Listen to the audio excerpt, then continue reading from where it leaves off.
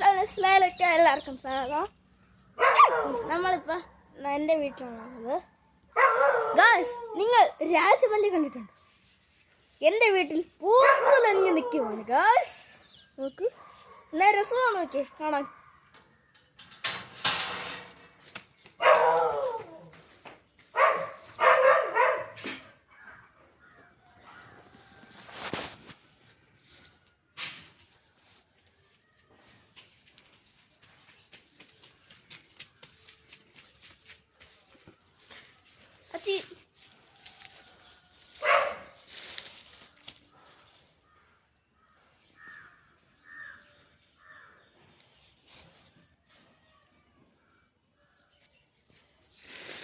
നല്ല മണമൊക്കെ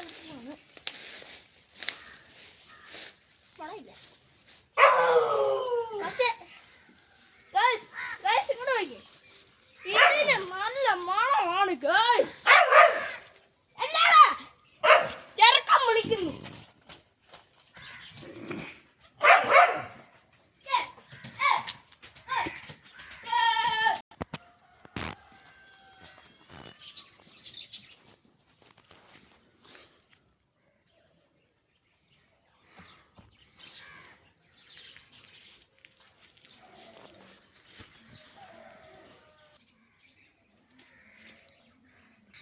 ഗൈസ്, അടുത്ത സാധനമാണ്.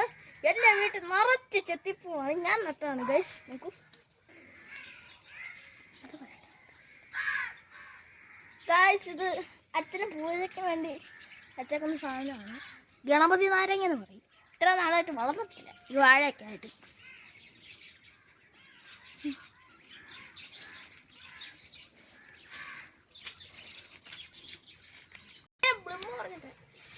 ഗായ്സ്, നമ്മളെ രാജമല്ലിയൊക്കെ പൂത്തുന്ന എല്ലാവരും കണ്ടെന്ന് വിശ്വസിക്കുന്നു.